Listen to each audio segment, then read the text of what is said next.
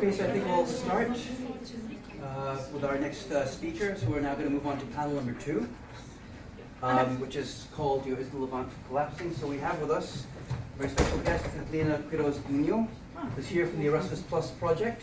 So she has been coordinating various projects for over 25 years now, is that correct?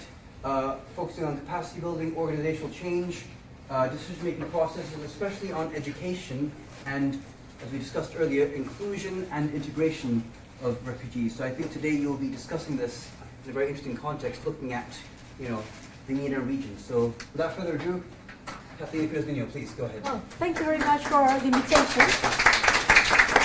And that helps me to see if those who are at the back, could you hear me? Good, okay. Well, first of all, thank you very much for inviting Erasmus, and in this case, for us is such a big opportunity and a great opportunity to be able to share with you what we do in the grassroots, at grassroots level. And just this morning, one of our main speakers, and even in your own brochure in the conference webpage, appears just a comment of someone that, because, what happened to him, then this Arab Spring started. So it was one man and, one, let's say, commitment to this whole cause. So what we are going to see to this afternoon, we've got 30 minutes and then 20 minutes of questions and answers. So I would introduce you, the Erasmus Plus is a European program that funds projects for strategic partnerships within European countries and beyond. So the project that I am almost ready to start to explain to you is about migrants and refugees as rebuilders. Because one of the main things that we want with this project is to change the stereotypes of migrants or refugees as lazy people, they don't know what to do, if they were at home, whatever. But okay, that's something that you will see how we are tackling that on the following slides. Now, this is a 3-year project, and it is not only the UK that participates, and I said it's the strategic partners are from Spain, Sweden, Turkey, and the UK. Okay. So what I will do, without further ado, through a small clip, a short clip, you will have the introduction of what the project is about, what we hope to achieve, and it is a 3-year project. It started in 2016, and we are up to 2019. Now, I have to say with big satisfaction that we are still the same partners. We haven't divorced yet. We are starting in November, September 2016, and we are still all together on this. So let's see.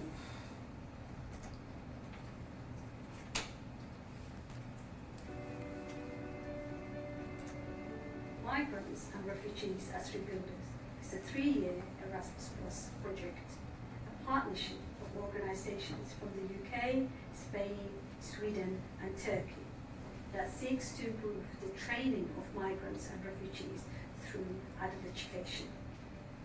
The project will offer a curriculum for adult educators, tools for assessing their competence in delivering the material, and evaluating the effectiveness of training on the integration of migrants and refugees.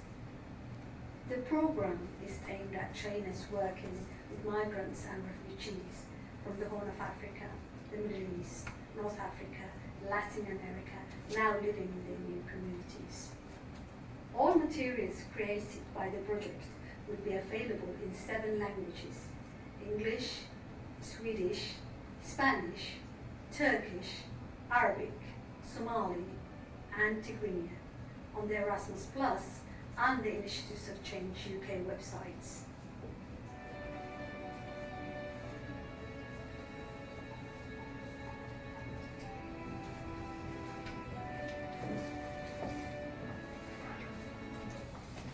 Just to stop there, just to give you a brief introduction of each one of these organizations. This partnership is a cross-sectorial partnership. That means that it's not only people from charities, and in this case is Initiative of Change, the charity that leads the project here in the UK, but it's also in this case another charity of offering training programs for refugees and migrants in Spain, Progestion.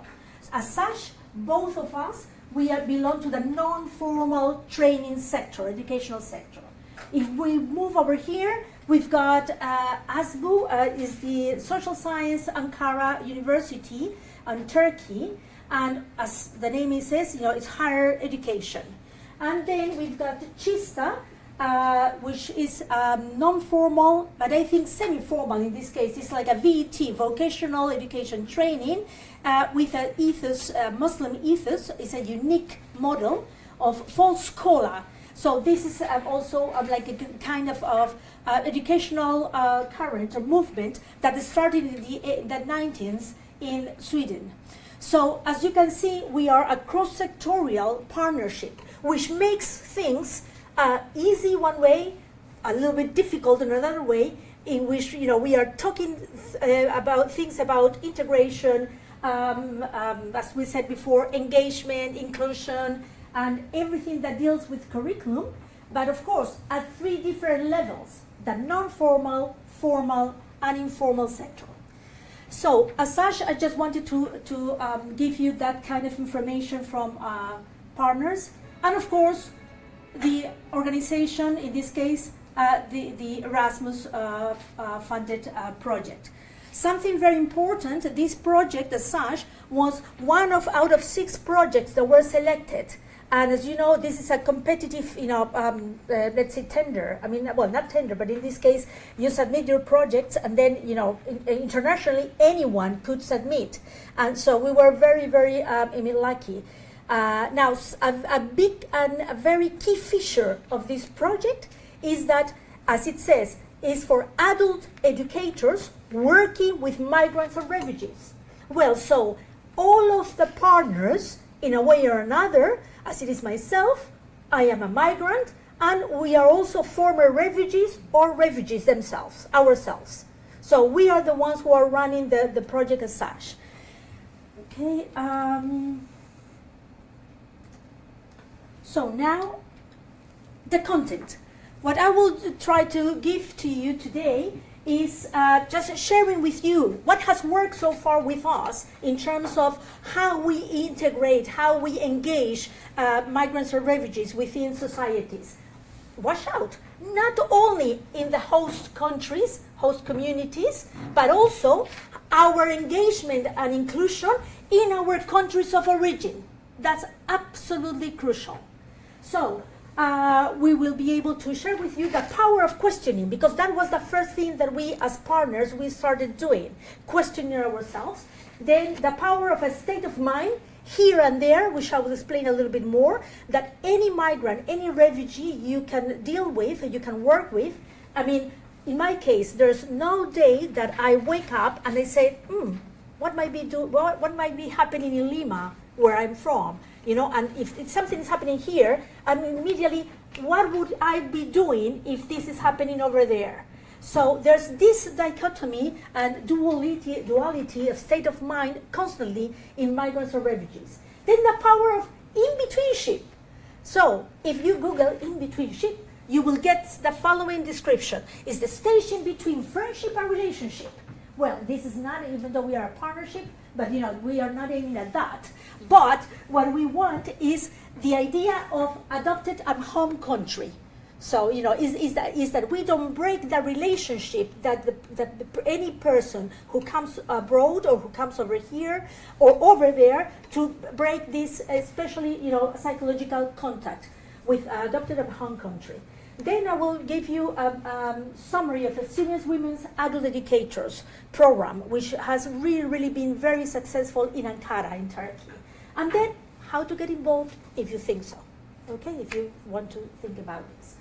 Now, I mean, in Spain, if I have to start a session in the afternoon, you know what they will say to me? Or they will say, oh, Catalina, sorry, if you see me, is the food, digesting and things like that. But I can only guarantee you that I am the one that I'm not going to sleep. Okay, that's what I can tell, but feel free. Good. Okay, so let's start. The power of questioning. Remember, people from universities, people in the partnership, people from non-formal and informal. These were the questions that we raised. First of all, we find out what was our commonality. And as migrants or refugees ourselves, we were asking ourselves, how could the training of adult educators be effective, enabling inclusion and engagement within countries of adoption? Something very important to highlight here is that we had several hours of discussion because the word was integration. And in the project we put integration. But then the big issue here is who integrates who where, and and who makes the first step for that. So we found that inclusion and then engagement, especially, we were more comfortable with those two words. So we said, let's keep with those two words. And so far, people are very, when I say people, is already the, peers, as we call it, our peers, migrants or refugees and adult educators, we are working in those different countries. Another question, how could we become responsive and develop a transformational relationship with our communities of origin? That's absolutely crucial if we really want to keep a good mental health. That would be another story to talk. But then as cross-sector training institutions, we also raise ourselves a question, and that was, how can we transform informal spaces into teaching and learning environments? We were absolutely clear that if we are talking about engagement and inclusion, that doesn't happen in four walls. It happens outside. It happens at the streets. It happens in the library. It happens in the museums. It happens in the bars. So, for example, in Sweden, they have a lovely word, fika. They love fika. And what's fika? Well, we have just had it here before. Just, a cup of coffee. And where all decisions are made, so is that those spaces that we most of the time take them for granted, but our role as adult educators is to question ourselves, what are we doing with those spaces, in which way we are using them in a very effective way for everybody to take advantage, for to work towards inclusion and engagement. Then another one, how could we enhance adult educators' training experience? This came because, as you can see, our project was not so much about saying, is the education of refugees and migrants, and they have to be educated and they have to receive education, after 18, less than 18. We were questioning the role of the adult educator, the person who receives those migrants or refugees, the person who is in front of them on a daily basis. What kind of training we receive? Is that training really appropriate, fit for purpose? So that was the main concern and questioning. So here, that's why we have called the power of questioning ourselves. Then I will teach you, not teach you, but show you, as the video says, there are 3 elements of this project. 1, the curriculum. 2, a competence framework. And 3, micro-social indicators to know if the training that migrants or refugees are receiving is effective or not. So it's like a 360-degree circle. So now, adult educators curriculum, and you've got those also in your tables. Who are involved? Are involved project stakeholders from the public sector, private sector, and social sector. 3 absolutely important, very important project stakeholders. And this is happening in Turkey, in Sweden, in Spain, and here. Okay. Now, oops.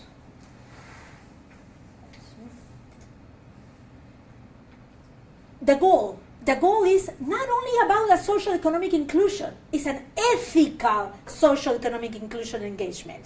This is absolutely vital for us. Now, that means that we have to work out what is ethics and what is ethical and what is moral over there in those countries and what is not over here, and vice versa. That's an intercultural approach, that the one that we are dealing with. So when we talk about migrants getting a job and refugees getting a job, what needs to be taught for them to understand what, how could I consider be ethical or not, even in the working space, or even, for example, just 3 blocks from my house, a Syrian family, 6 members of the Syrian family, and in 3 weeks' time, they said to me, Catalina, would it be possible, do you know someone in NHS, in the surgery? Because we have been given an appointment for the 20th of, for example, of May, but we want that to be, if it can be moved. So do you know somebody that you can talk with?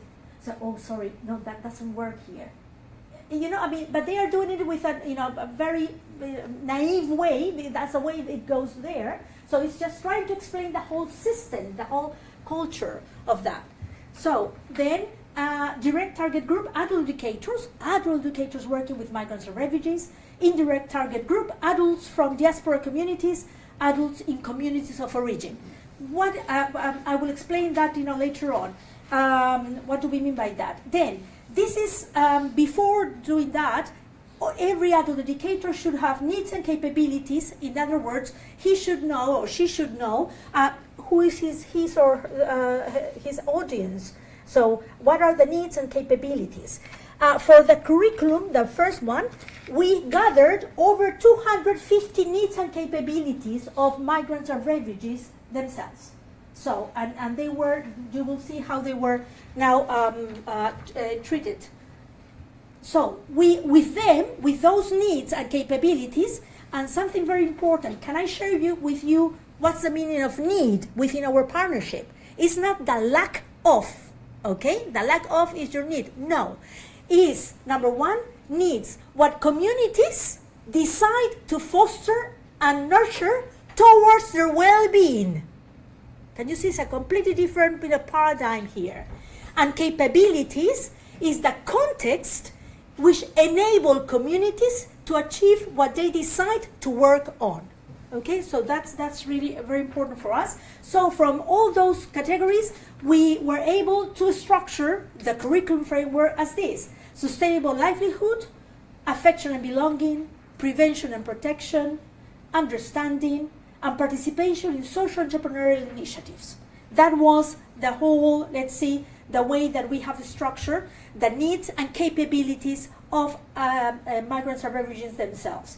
So we have, for adult educators, it should be very clear that if you've got a classroom, that classroom should be of newly arrived and just newly arrived, not mixing, everyone in a same room. 1 to 2 years, settling 2 to 5 years, and settled 5 years. And face-to-face with communities and refugee settlements. That's for the newcomers especially.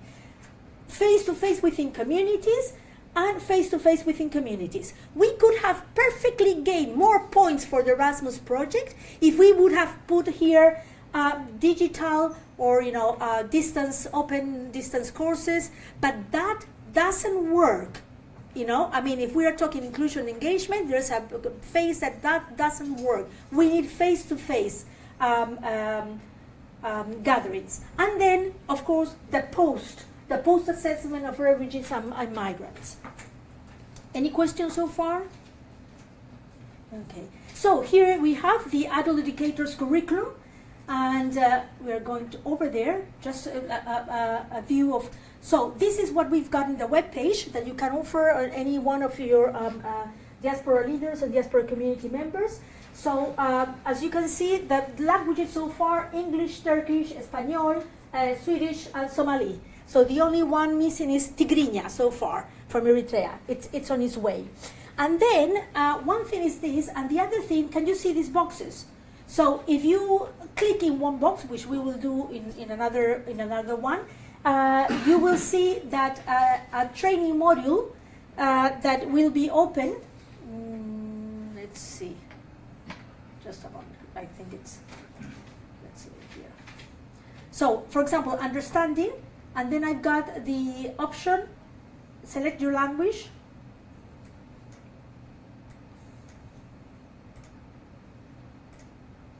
And this is a training module that has been also co-created with migrants and refugees.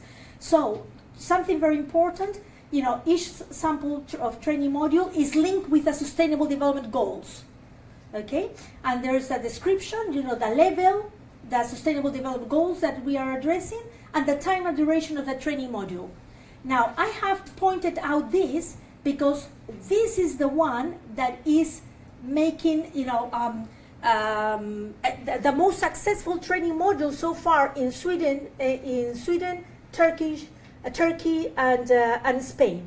And it's about knowing and being knowledgeable of how hate escalates. That, we talk about directly genocide, but before being genocide, all this happens. And in which way we are aware of those levels, how hate escalates. And these two first ones belong to citizens' awareness. That's it. This discrimination, then you get into policy. So there's already a political intervention here. And these two others, violence and genocide, it for sure would imply the criminal justice system. But with this, knowing how to deal with this training module for migrants or refugees, and to understand how this a prejudice, a simple prejudice, that means not challenging it or just being passive, can escalate to different, degrees, non-positive degrees of hate. So can you imagine? I mean, this is really good because at least we have found that this exercise, this training module, resonates with adult educators in all those countries, and people are finding it useful. Okay, so now, comparison of educational approaches. I think this is very important, once again, it's a cross-sectorial project, and here you will see that, what's the difference between the banking educational and training approach, which was, let's see, set by Freire, banking in terms of a box, you are uniformizing or standardizing, I would say, any kind of education. And the difference with this one, with the ones that we have developed. So ours is based in human rights and capabilities, and especially human rights, because education is a human right, number one. And then based on Amartya Sen and Martha Nussbaum about capabilities. Then the balance between cognitive and affective. And we are talking about Crathrow and Bloom. We are talking about 1956, 1962, in which they developed the taxonomy of learning within the educational field. We can really see that the banking system, what they prioritize, and talking about hegemony, thinking or style, is a cognitive predominance. So for this specific curriculum, it should be a balance in between two. Driven by fundamental human needs and rights, and Magnif and Freire, and this is when we said about what needs are, and that's the description I gave you before. Then it's context-driven. This is absolutely crucial. It's not content-driven, that is a normal kind of the conventional way in which most of the educational models work. And Sustainable Development Goals, Agenda 2030, comparison with development per se. Okay? Any question about this? Yes? Do you choose all adult educators from refugees or from host countries as well? But there could be natives and also refugees and migrants, because a lot of refugees, especially Syrians, are already have been are adult educators, social educators. Mm-hmm. Yes. So I'm terribly interested in Palestine, and particularly Palestinian refugees, something like 5 million of whom are spread over the whole Middle East, Jordan, Syria, you mentioned, Lebanon and so on. Is there any involvement then between UNRWA, United Nations, UNRWA, that's the organization which look after these refugees, now we're going to the fourth generation refugees now. I'm sure that they would be very interested in this, in being involved in this. Are they involved? UNRWA and those Palestinian refugees, particularly in Syria you mentioned, are they Is there any involvement with your organization and those refugees? Not yet, but thanks to you, we will be. Okay, if that would be really, really, wonderful. Yeah. For example, we have started conversations with IOM, the International Organization of Migration, and but little by little. I mean, big organizations, big structures work, but we are there. But we'll be more than happy to be with that. Good. Now, as I said, our aim is this: quality of education. Now, from there, then we work for gender equality, for good health and well-being, and zero hunger. And for example, remember this, here and there. Just an example. Can you see here, it's quality of education. We are training adult educators to start community fridges here and in their countries. An example, here in Brixton, for example, if you go to Brixton, you will find a community fridge. It's a community fridge, is a public fridge that you go and food waste is such a big problem right now, and challenge. So if you are going, abroad and you have food there, oh my God, what am I going to do with this? You take your food and you put it in the community fridge, and that's it's run by volunteers, and so people can go and get any food. Sorry, how much? 8 minutes left. Sorry. 8 more minutes. 8. 10 minutes. Yeah. Yeah. Okay. So then, what happens? That same community fridge has been asked that people in Somalia, in Mogadishu, women, especially women, are very interested because many are the ones who fish, but then they get to the shore and they give all the fish to women. And the women will say, oh, I have to sell it, as soon as possible, otherwise it gets waste. So community fridge will be also put over there.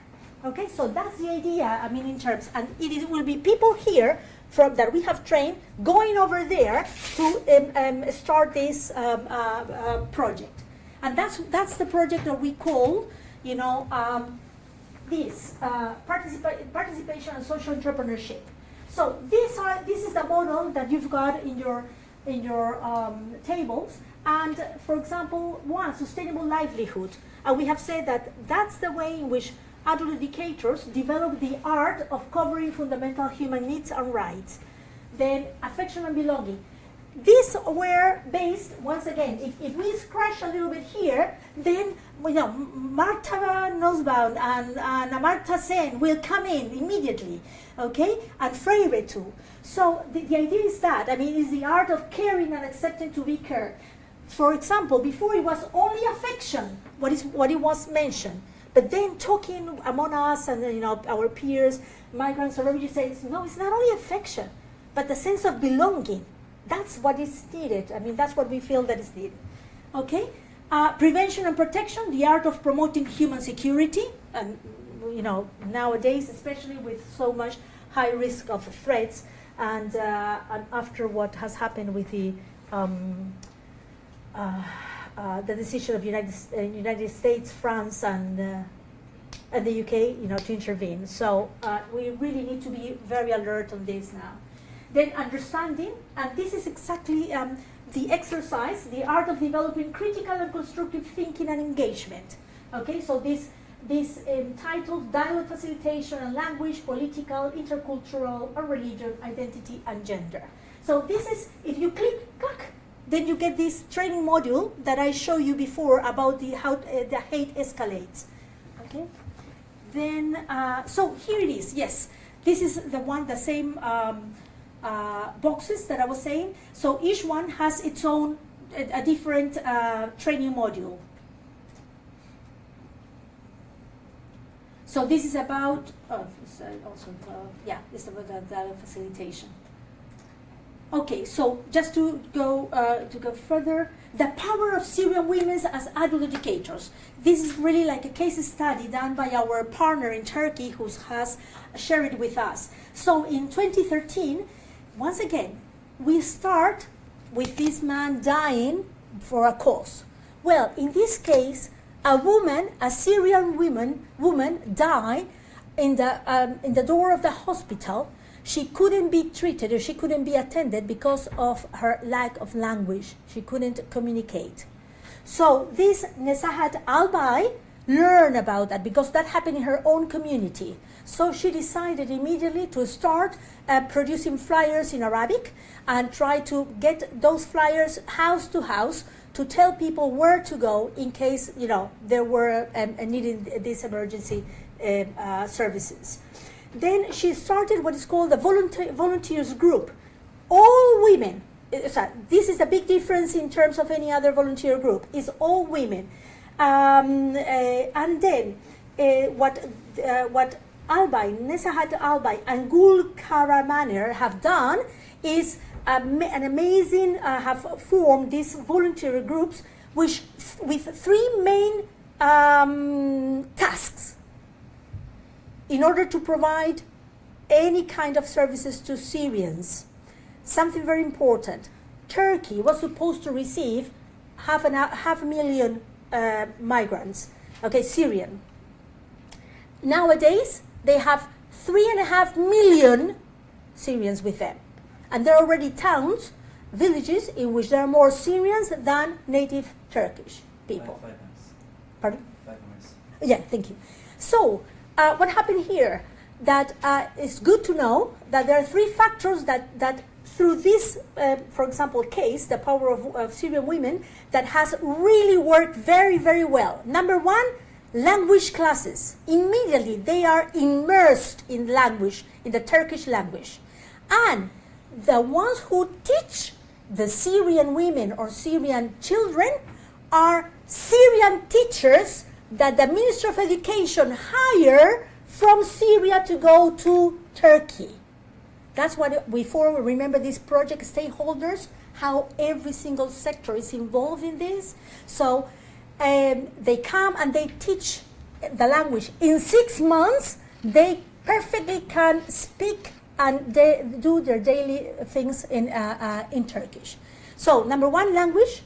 Number two, directly working with community workers, youth workers in the community itself. Because as what I was telling you, 3.5 million, only 10% of those are in camps.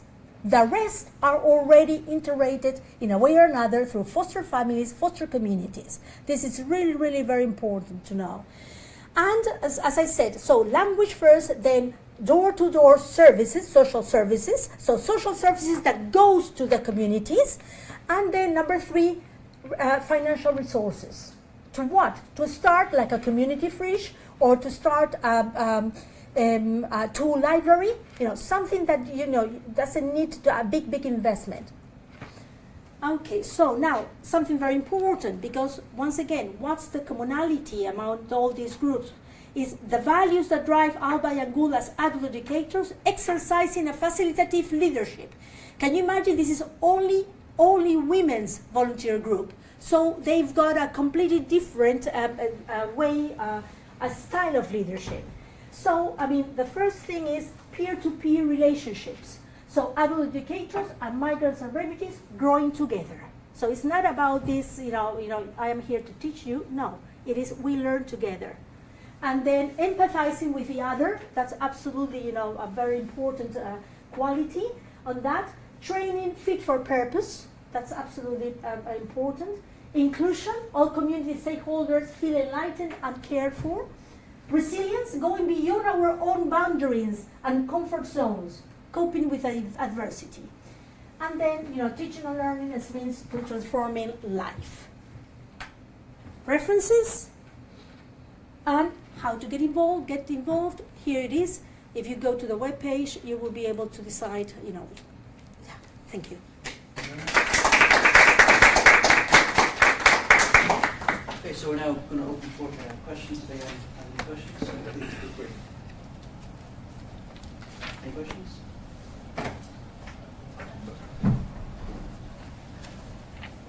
Yes. I'm actually quite curious about further detail in the area of the sustainable livelihood, and especially with regards to mental health. This is a very, very sensitive area, especially when we talk to refugees and so on, the survivors of conflict. And it's such a sensitive area that action there, despite being well intended, can at times cause more damage than more harm than help if not done properly. Yes. How do you organize that? And it just brings to mind the fact that Canada has faced very recently, health workers in Canada, mental health workers in Canada, a major crisis where counsellors and mental health workers required counselling and mental health support because of the trauma in dealing with, for example, surviving Yazidi women and the trauma that they survived. How do you work in that area? Sorry, your name? Radu Chimpayesh. Radu. Thank you very much for your question. If you have time, Friday the 20th, in Northampton, Okay. we are having. This is the way that we do it. We are having an exchange of two different mental health models that have been designed by migrants or refugees themselves and have won national awards. So one is from Northampton, Coping Together, and the other one is from London that is called, I think it's Forward Together. So, and we are going to have this exchange of, in between how these models work, are being successful, why, and what can we make to replicate. And the idea of this gathering is that it is important to have those spaces. Remember those informal spaces, okay? As such, it is like a fika will be with things to eat, things like that, but at the same time exchanging these two models. So I don't know if I just to. I know it's difficult to expand. Thank you very much for saying that, because if we talk about post-traumatic stress disease, that's a disorder. That's absolutely one major common a problem within the community, and especially those who are just recently coming, because it is about the intensity and the time in which they have been involved in crisis and being exposed to trauma. That's what makes this be the post-traumatic disorder, post-traumatic stress disorder, something very important. Now, at the same time, we have to. This is such a very useful question, Radu, because then we go to the cultural thing. So, what happens with the Somali diaspora community in the UK is the most vulnerable within mental health issues. And why? For example, if they are having this kind of nightmares and talking at night, they will refer themselves directly to their spiritual, and their faith, and they will start reading the Quran. They are not going to relate it with something that they will need to be treated of, number one. And then remember this volunteer group, it was language, financial, and then a faith group. A third factor, a very important factor that these women in Syria are offering migrants or refugees. So, but you're right, and as you have said, it's not only about the migrants or refugees feeling it or having that problem, but it's that challenge, that health problem, but it's also the ones who are attending them, serving them. So this is more or less the same as we are talking here, that the project goes for other indicators, how we can empower them, how can we equip them, inspire them to be able to cope and be resilient towards what when they teach, when they've got their teaching experience with migrants or refugees. Yes. What about digital livelihoods? So obviously you're talking about language and how that's really important and belonging, but obviously such a large part of our lives is now online, and you see you've got businesses, you have online shops and everything. So how is this Migrants and Refugees as Rebuilders working with online and digital communities to help build digital livelihoods? Yeah, as remember when I touched this framework, and if you got there, we've got in the other side of the page, face to face, and face to face for the three levels. why? I mean, that doesn't mean that perfectly, digital could be used. But you will find very difficult for women if we go to Islington and to find them using digital, for example, a computer for shopping. They prefer to go with her bags, to shop. But you know why? Because they know that I will meet Nikolai and I will meet you and we will chat. That's what the whole thing. If you put a computer in front of them, no, you can't shop from here. Say, oh, but what about Nicola? Well, I won't see them. I won't have a coffee with them. I won't interact with them. So those are small things, very small things that make a big difference in the quality of life. Mm-hmm. But as I'm saying this, once again, another example of our project. One community leader from Somali has a WhatsApp connected with young people in Mogadishu, and she mentors them from here. When they've got a problem, so in that case, perfectly, that works, to make distance, shorter or disappearing. But, so it is possible, but it will depend for what purpose. Any other questions? You know the bridge thing you were talking Oh, about? yes, yeah. That project, is it intentional that if you have a project, a bridge in the UK, that it's got to be mapped to one in... No. doesn't- It is. We found first the need, which is the need that the community fridge could solve, or could be responsive to. Let's say.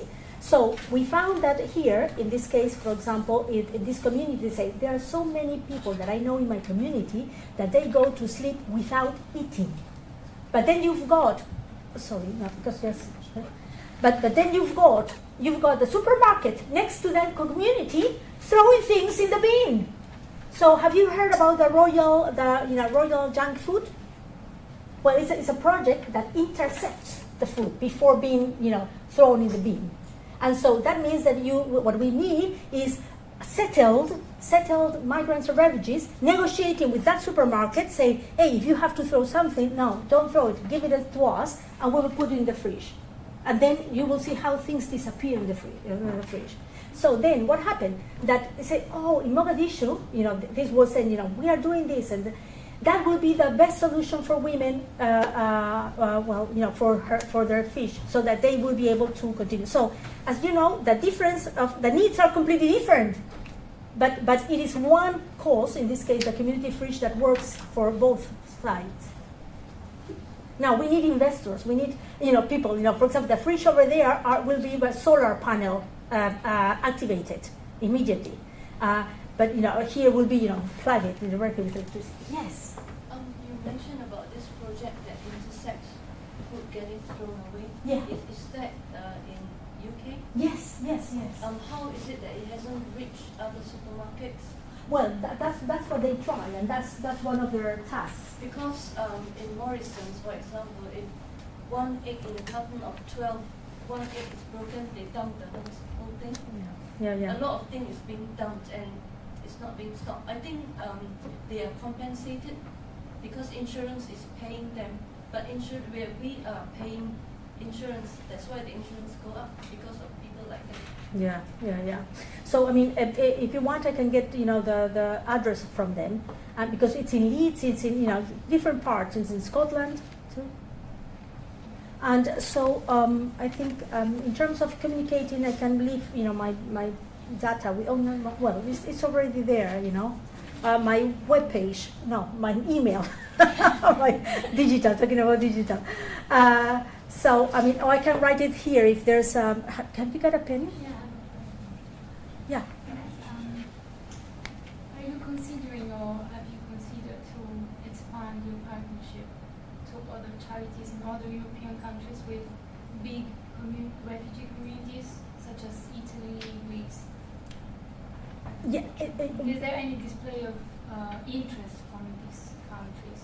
Well, yeah, absolutely. We have just submitted another one about radicalization with Italy, for example. But about this one, I mean, we will be more than happy if there are other partners to come with us. And that, Erasmus loves fresh blood. So it's not always repeating that, and I totally agree with that. Totally repeating the same, organizations who knows the trick to get those funds. So I mean, more than welcome that we can get in contact with us. And if you want, you can visit us. We are here in Westminster, Green Coat Place. Near Victoria Station. Just to know about your references, if you know Peter Mayo, for example, he's a pedagogist. He works in Malta, in the University of Malta, and he compares Paulo Freire and Antonio Gramsci's pedagogies. Oh, yeah. And he's also working on migrations in the Mediterranean. So maybe it's another one who can be interested, but also I think it's useful to know as a reference, as a bibliographical reference for your work. Yeah, okay, thank you. I mean, my email is just at the back of the paper. And please, I mean, if you need more, I mean, I would be more than happy because, to learn from you all. And even I will pass a paper if you want to give me your email and your name and your email. I will be more than happy to send you more information about that. Now, something very important. All this is open source. So you can download it, use it, try it, and let us know if it's working or not with any group that you want. And we can support on the delivery of that for anyone if you want. Okay. Do you employ the same method for each country? I mean, my hometown, my hometown hosting 500,000 Syrian people. The people's reaction different to Syrian people from my hometown, and different, for example, Istanbul people from Istanbul give different reaction there. My hometown Gaziantep means the Syrian model. They have a cultural ties, historical ties. That's why refugees mostly welcome. So you mean you're from Gaziantep? Yeah. Oh yeah, okay, yeah, because our new university is over there, Hassan Haloki, yes. So, I mean, do you apply the same methods for every country, every city? Okay, this is really, really important. Each partner decides the best way to approach to the diaspora communities. Okay, and as you said, it's so easy in this case the Gaziantep with the border with Turkey. So we respect a lot that a lot. It has to be like that. For example, with the Swedish partners, I mean, the way they approach Syrians, especially newcomers, is completely different than the way that we have approached here in the UK. For example, the partners, we have divided ourselves. The UK deals more with settled already. So, settled is maybe too much to say, but because we have found people with 40 years living here and they don't know the language yet. And they are completely marginalized. So it's very relative when we talk about a year. But for example, so we are settled. We are focused on settled, and then that's why I was saying that we are in the position of sending people over there because they have received the training. Then there's settling, which are most from Spain, and those who are just in the process of, and Sweden and Turkey are the ones that are dealing with newcomers or newly arrived, in this case Syrians. Mm-hmm. Any other questions? Thank you very much. Oh, you're welcome.